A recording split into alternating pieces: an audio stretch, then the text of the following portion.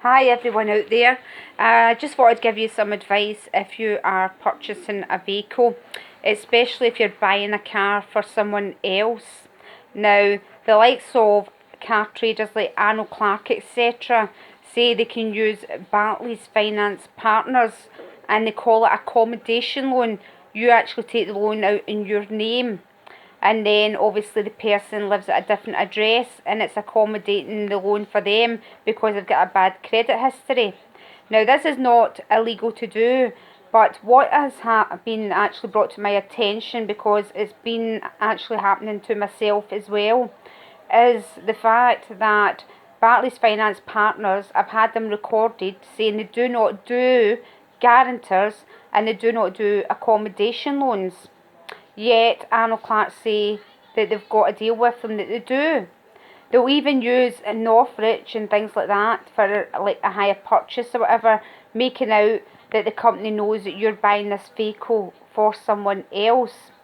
But the truth behind it is that if you buy a car, say for a friend, and you fall out, and due to this that they stop paying you, and you can't afford to pay the vehicle, they've still got the vehicle in their possession, and it's say a personal secured loan or a hire purchase or PCP, whatever they put you on.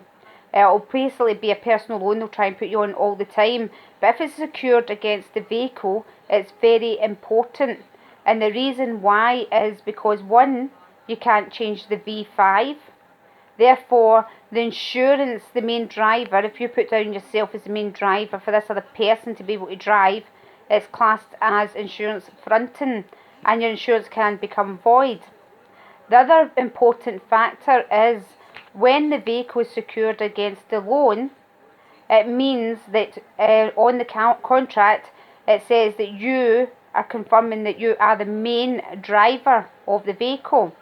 So if the friend stops paying and they come to repossess the vehicle, which is secured against the loan, then both you and the person who's involved with the car that you bought it for get done for fraud because it's illegal.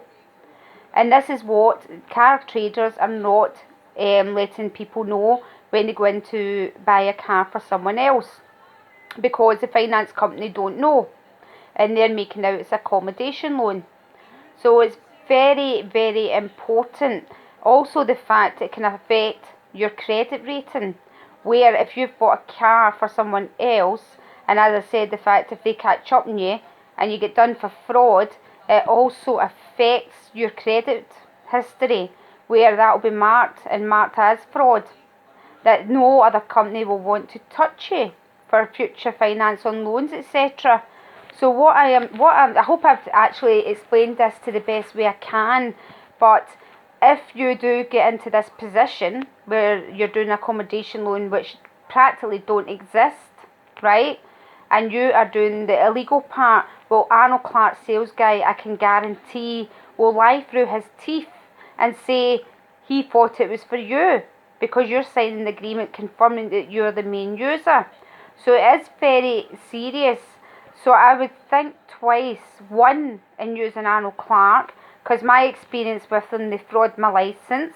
They sold my car to my mum, who has no provisional, no licence, no passport, and asked for my licence and passport during the finance, which made me think I was taking the finance out, my mum was signing as guarantor. They also sold her a vehicle replacement insurance, which you have to have a full licence for. And when we complained about it, the whole of Arnold Clark have closed down on us, and the reply to the vehicle replacement insurance, the gap insurance, that is the insurance between what the insurance company pay you out and the difference for the finance, it was totally void and non-transferable. Nothing explained to us, and it was in my mum's name too, when it was my car that I traded £4,000 in for, and the finance was only meant to be 2,100, but to put it onto a secured loan, which they make out as an unsecured loan, nothing unsecured about it, they have actually scammed me out of a service and warranty, saying it was free, it'll show on the figures, and you trust these people because they're FCA regulated. But if they're FCA regulated, The VRI certainly wouldn't have been in my mum's name, and without a licence, may I add.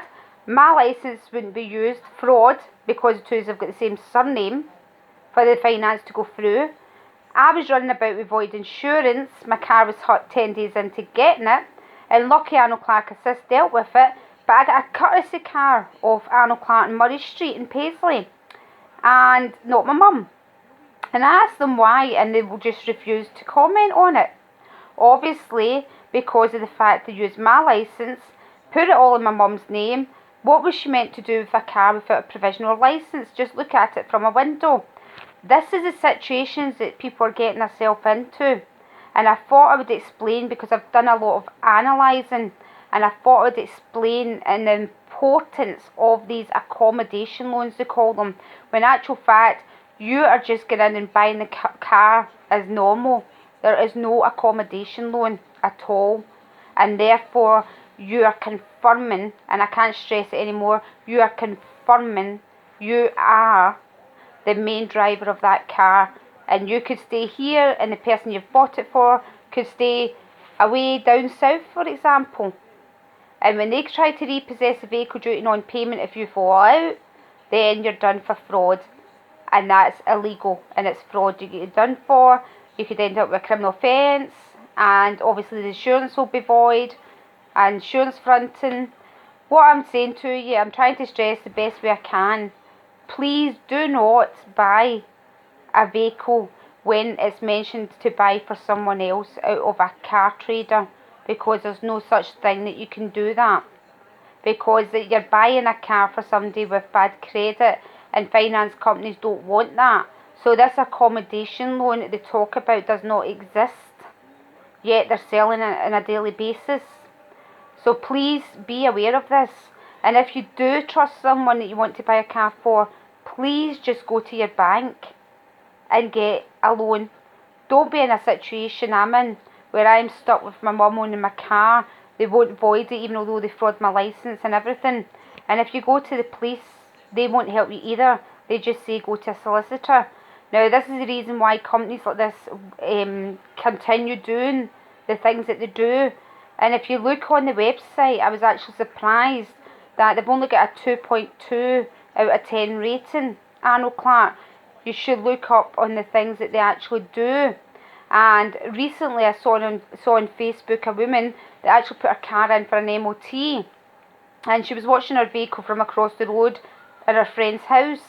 And they phoned her and said, we've done the MOT, but you need your headlights done. Will we go ahead with that job? She said, yes. And the car remained where it was. And about an hour later, she kept watching it, and they phoned and said, that's your headlights done. And she argued the point that she had been watching them and videoing them, and the car never moved. This is what you're up against. So, one, I would actually stay away from Arnold Clark buying a car from them at all. And two, do not buy a car for anyone else through car finance, because it is very tricky and can get you into a lot of bother. If you want to buy a car for someone else, be it your son or whatever, the best advice I can give, and I hope I've stressed this well, is go to your bank. Please share this video, and thank you very much if you've took the time to listen to this today. I thought I would let everybody know, because there's plenty of people out there driving about with void insurance due to the fact that they just want a sale of a car and another car.